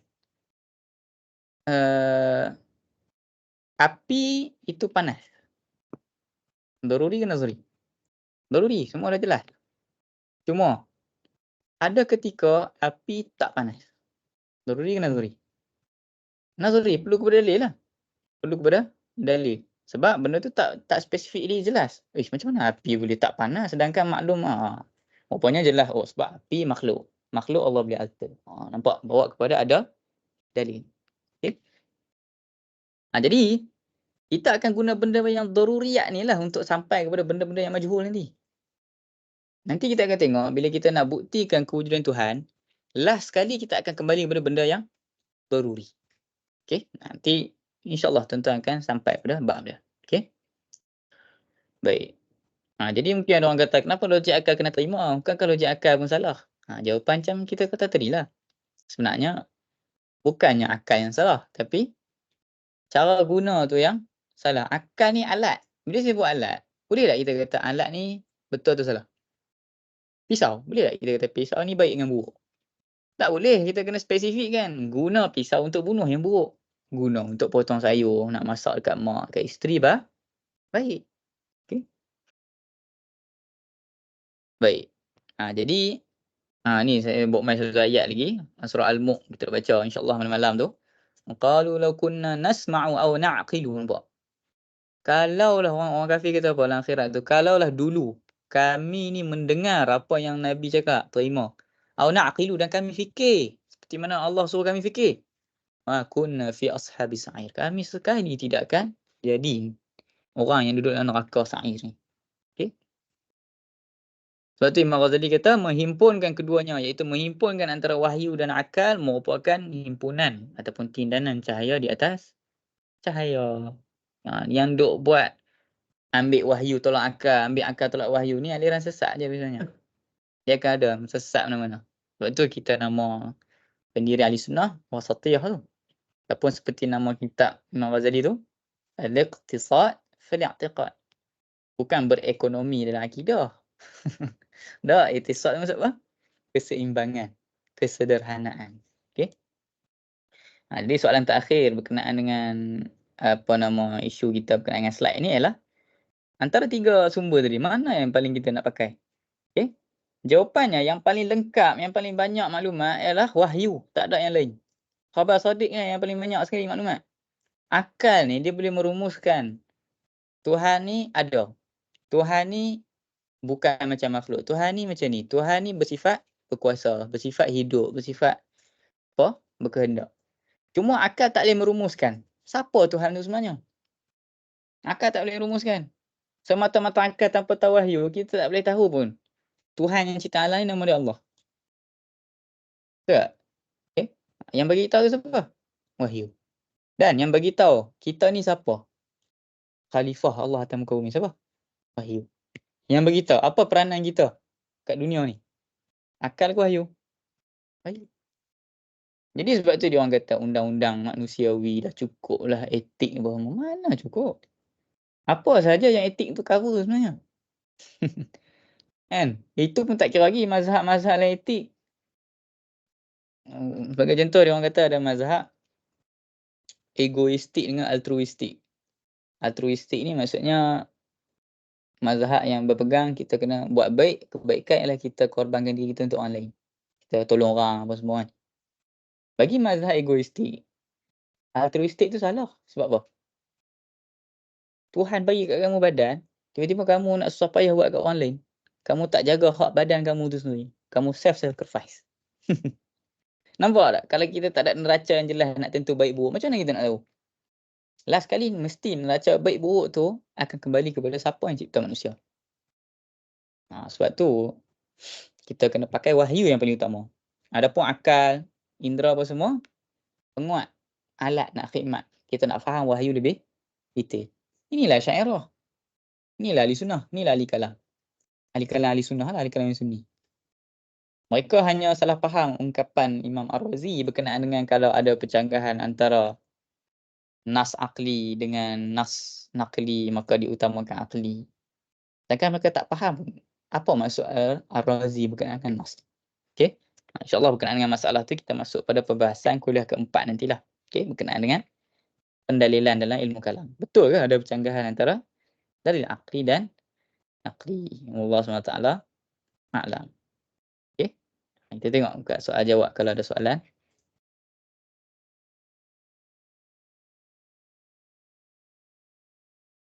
Ada soalan ke? Assalamualaikum. Assalamualaikum. Ya. Tentang epistemologi ilmu ni, Okey. kita akan bahas tentang sofism lah kan, superstoiyah kan. Cuma superstoiyah ni ada 3 kategori. La'adriyah, inadiyah dengan indiyah kan.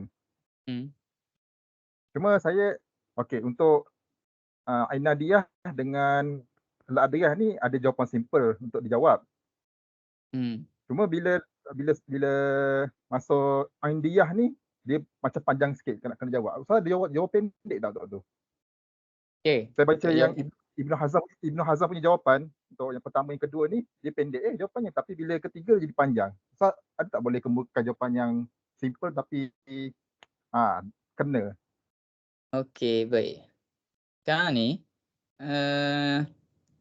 untuk India kalau nak mudah cakap, contohlah kita kata kat dia yang India ni secara mudah. Okey, bagi yang tak pernah dengar, lafaz India ni merujuk kepada relativism. Maksudnya saya betul, kamu pun betul.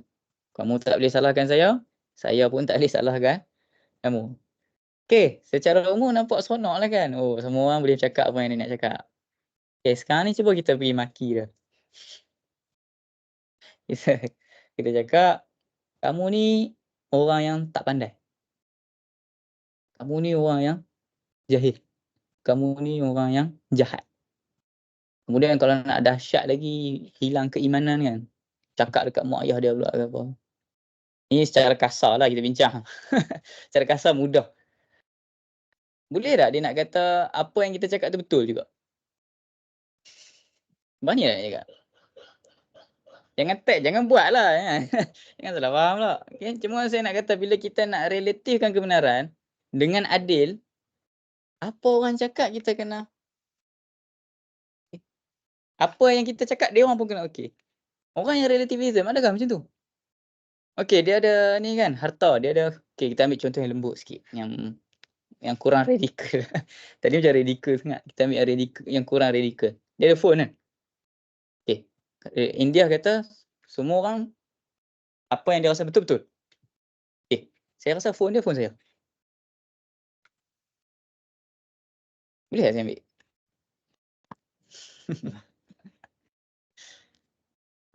Dia India ni sebenarnya antara yang sebab tu Sophosta'iyah ni sendiri memang Taftazani ni dia nak kata apa?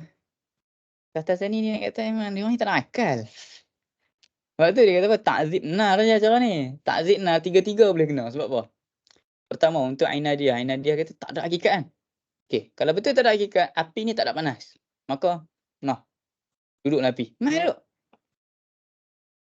Okey, lah Adriah tak tahu. Okey, sekarang ni mai tahu. Okey, India. Di sisi kamu panas. Tak, di sisi saya api tu sejuk. Mai duduk. Jadi sebab tu takzib benar tu. Dia macam satu simple punya misal. Tiga-tiga boleh fikir dan tiga-tiga akan sedap. Dia orang tu hipokrit. Okey, cuma India lah paling hipokrit sebenarnya. Okey. Sebab kata sebahagian pengkaji barat, India ni bila Socrates nak lawan dengan dia orang, Socrates guna cara dialektik. Dialek ni bukan maksud lorat lah. Dialektik maksudnya dialog. Soal jawab. Dia orang tak suka sebab orang relativism ni dia nak pendirian dia orang tu tak ada orang check. Dia nak terima je lah apa aku cakap. Hak asasi manusia, kebebasan manusia. Macam tu. Okey. Jadi saya rasa jelas kot lah. Kalau nak tengok huraian lebih menarik boleh tengok dalam buku saya tu lah. Saya buat contoh secara ringkas berkenaan dengan masalah tu dan saya ada buat main dalil sikit lah berkenaan dengan kritikan aspek kalam macam mana. Okey. Jelas kan? Jelas, cuma jawapan saya sama ada dia provokatif atau dia macam panjang lebar. Saya kalau ada jawapan ringkas, okeylah, macam Ta'zib Bunar kan ni macam provokatif, macam tak ilmiah sangat orang kata. Okey, sebab apa pakai provokatif tak ilmiah? Sebab dia orang sendiri tak ilmiah. Dia sebab at the first place, sofism memang tak ilmiah. Macam mana? Dia orang dakwa kebenaran relatif. Okey, apa dalil dakwaan tu kebenaran tu relatif? Dan kerelatifan ataupun kenisbian kebenaran akan menatijahkan benda mustahil. Ni ilmiah kita bincang macam ni. Kenisbian kebenaran akan menatijahkan kemustahilan. Benda yang salah. Mudah cakap macam tadi lah. Saya boleh dakwa apa yang saya nak. Saya boleh kata phone dia, phone saya. Adakah realiti macam tu? Salah kan? Kata. Jadi secara ilmiah macam tu lah. Okay? Dan kalau nak ikutkan secara ilmiahnya lagi, tak hewar pun dengan dia orang ni. Tak bercakap sebab Allah Ta'ala firman dalam Quran, وَعِبَادُ الرَّحْمَنِ الَّذِينَ يَمْشُونَ عَلَى الْأَرْضِ هَوْنًا إِذَا خَاطَبَهُمْ جَاهِلُونَ قَالُوا سَلَامًا. Cakap benda yang baik-baik je lah. Tak ada lah ta'zib nar. Tak ada lah buat ayat-ayat provokatif. Okay? Qalu salama. Ataupun satu ayat lagi, khudhil afwa wa'mur bil urfi wa'arid 'anil jahilin. Okey, a'rid 'anil jahilin. Kalau itu nak ikut isyarat Qurani lah. Okey. Baik. Saya rasa menjawab kan?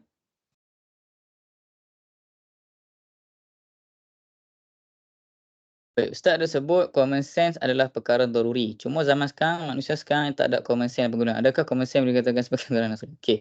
Common sense yang saya maksudkan ni bukan common sense yang macam apa? Kalau lepas makan basuh pinggan. Bukan akal budi. Yang tu common sense, yang tu lebih kepada akal budi. Common sense yang saya maksudkan ni adalah pengetahuan asasi yang mustahil salah. Semua manusia akan akui. Melainkan cara sofistikiyah tadi ataupun dengan tak faham makna. Okay? Sebagai contoh dalam masalah 1 + 1 = 2 tu. Orang yang berakal takkan selisih pun. Yang selisih siapa? Sama ada orang yang jahil ataupun sofism ataupun ahli matematik yang terlalu falsafaiskan benda. Dengan makna, 1 + 1 ni boleh bawa makna lain. Makna lain kita tak bincang pun. Kita bincang satu. Berapa? 2. Bawa mainlah kat siapa pun. Bawa mainlah segala axiom matematik hang tu. Takkan bercanggah. Melainkan ada alter dekat maksud 1. Maksud 2. Dah alter makna. Kita tak bincang lah makna tu. Yang kita bincang sekarang makna yang sepakat sekarang ni. Kan? Jadi maksud saya common sense daruriyat tu ialah benda yang maturra ilal qabul. Tu kena pegang definition tu, iaitu perkara yang akal tak boleh tolak. Kalau tolak, macam saya kata tadi lah, sama ada jahil, maksudnya tak faham lagi makna apa, ataupun safsatah, macam sofism tadi, ataupun mukabarah. Maksudnya sengaja tak nak terima. Okey? Baik. Mohon Ustaz terangkan bagaimana kita nak aplikasikan akal dalam bahasan sam'iyat, boleh ke? Kadang orang tolak tak nak pakai lebihkan akal sebab katanya akal terhad. Buktinya tak boleh masuk skop sam'iyat. Okey. Akal daerah dia ialah apa? Daerah dia ialah isbat imkan sahaja yang boleh. Imkan ataupun wujud. Ataupun mustahil. Wujud, mustahil, harus. Okey. Penggunaan akal dalam masalah sam'iyat hanya berlegar pada adakah benda ni harus ataupun tak harus. Kita guna akal dah nak bincangkan keharusan Isra' Mi'raj.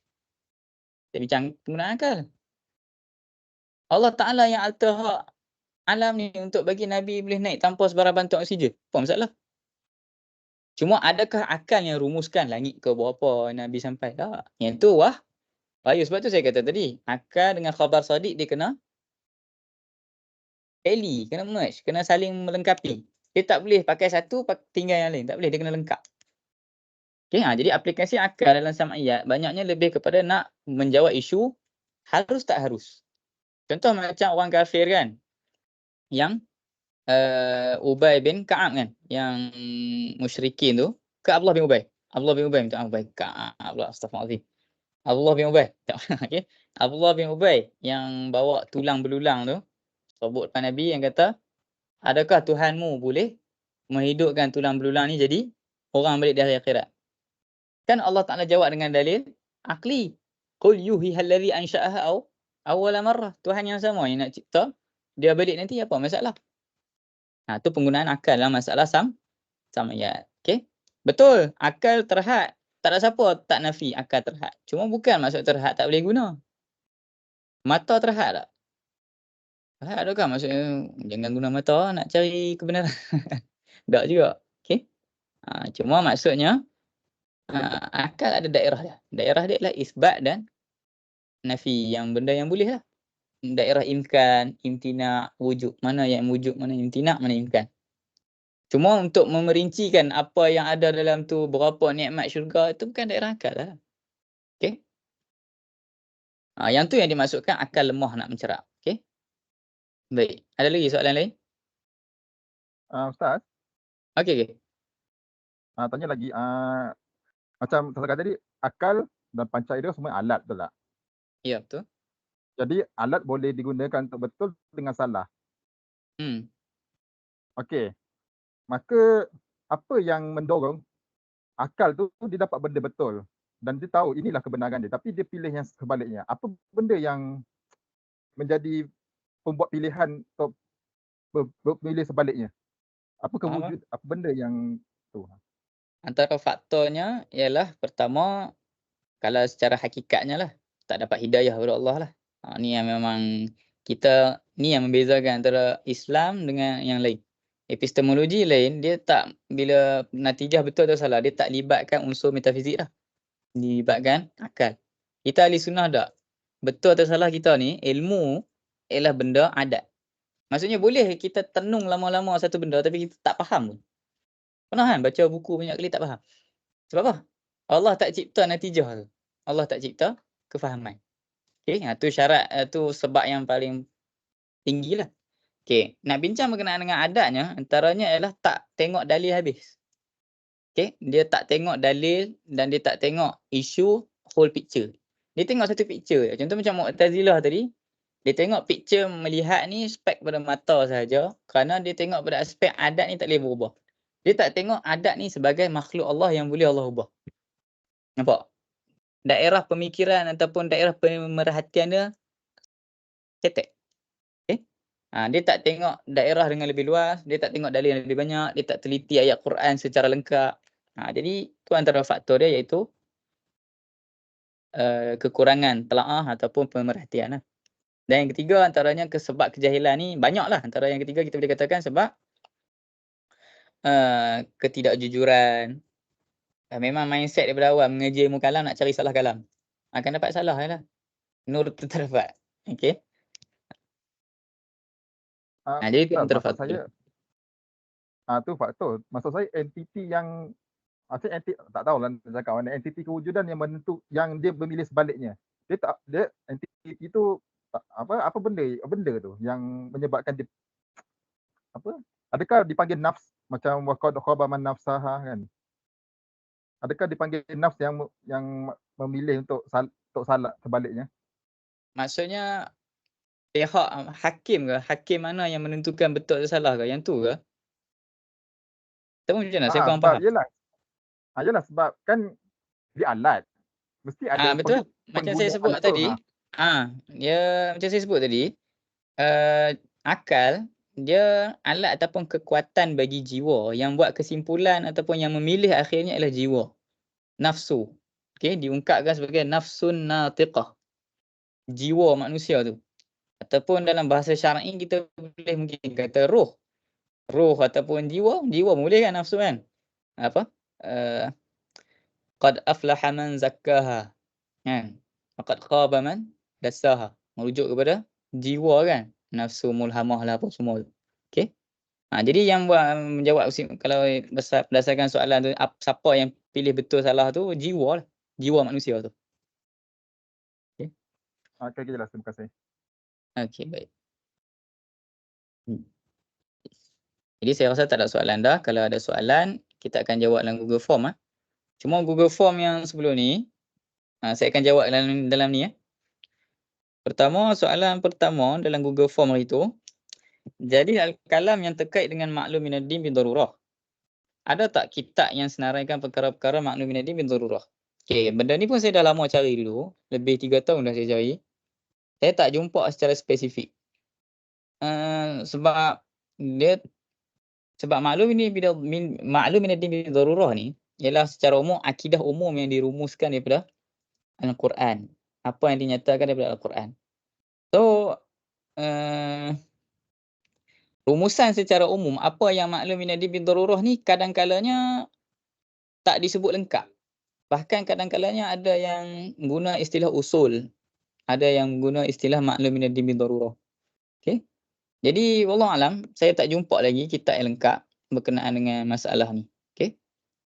Cuma secara ringkas, maklum minaddin bin darurah piawaian dia ialah apa yang disebutkan dengan jelas dan tidak mengandungi makna yang lain dalam agama, khususnya dalam Quran dan juga sunnah yang qat'i. Okey.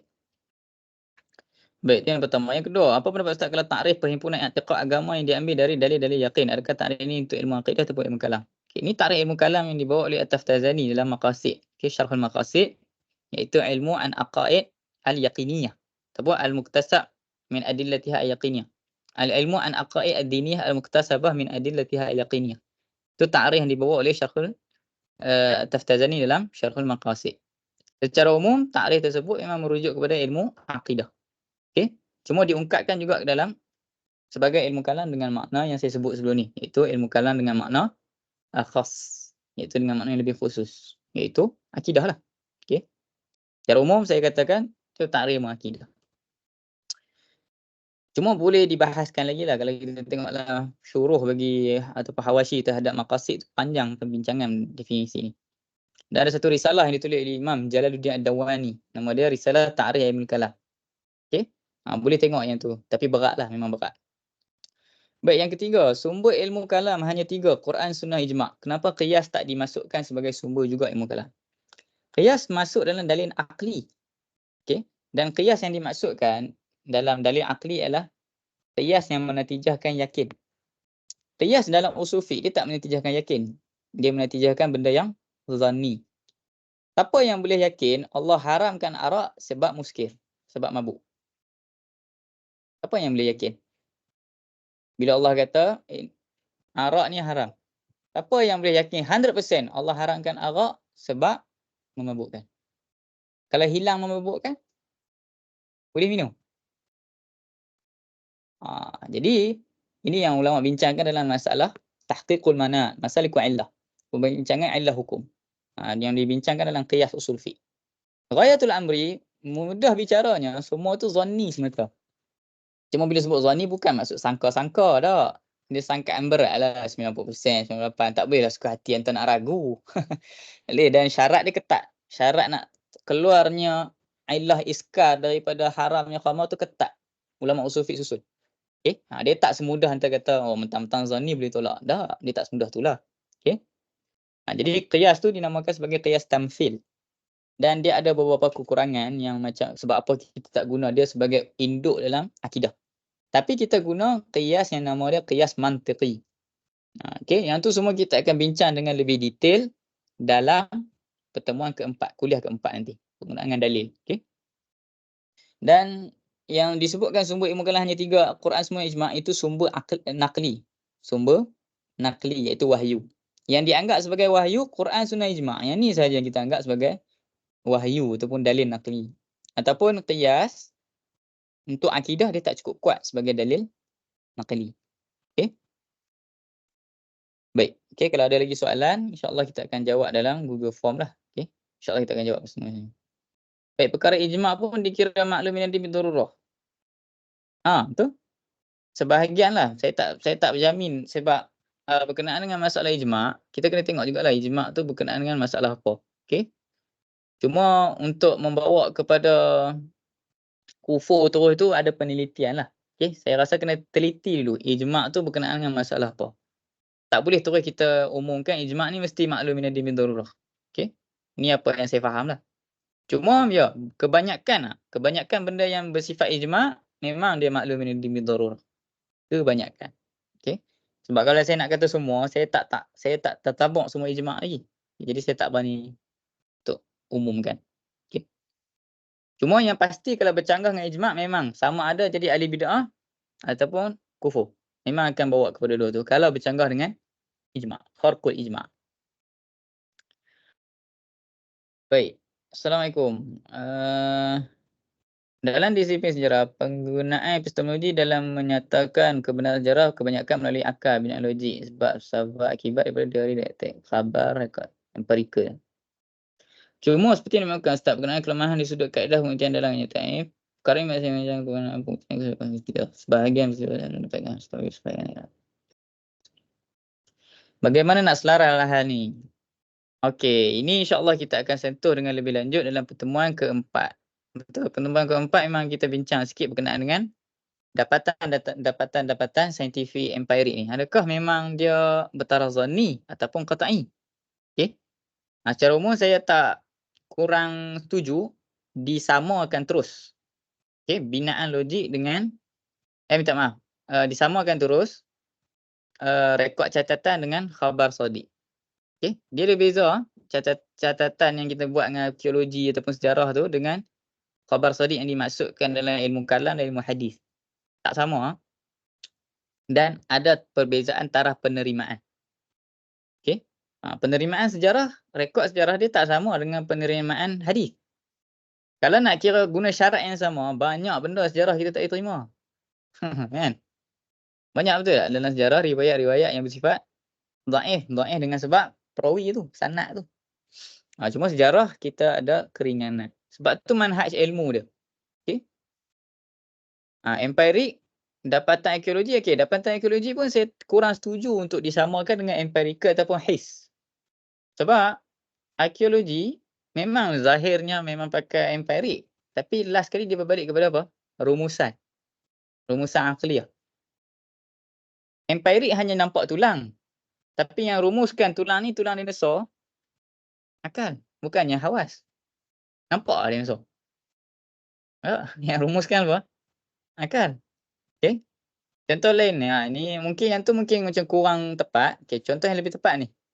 Kita nampak ada bekas-bekas bejana yang menunjukkan kononnya ada perkahwinan dekat satu tapak arkeologi. Jadi dirumuskan ada perkahwinan dan benda ni empirik, so kena terima. Adakah macam tu? Tak. Kena teliti satu-satu. Okey, yang merumuskan ada perkahwinan akal kamu.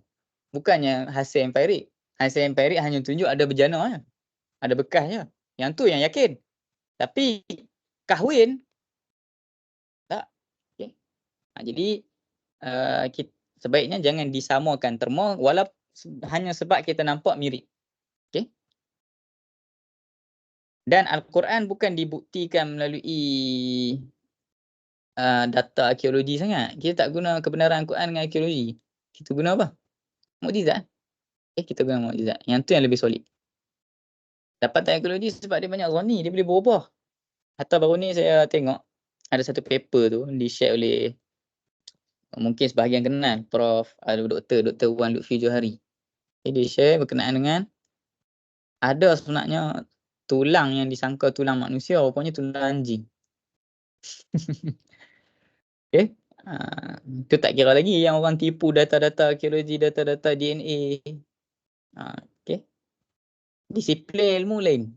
Dan yang kita ingat, yang ni dah yakin dalam ilmu ni, dalam Usuluddin pun sama. Tak.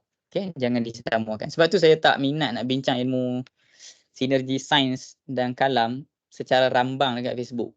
Sebab terlalu banyak spektrum yang kita kena leraikan dulu. Okay. Boleh nak bincang, tapi ada cara dia lah. Okay. Baik, saya rasa memadai setakat tu. Apa-apa soalan lepas ni kita bincang dalam Google Form. Okay. Sallallahu alaihi wasallam Muhammad wa ala alihi washabihi wa baraka. Sallallahu. Jazakallah khairan kasiran ya Ustaz. Jazakumullah khair. Syukran Ustaz.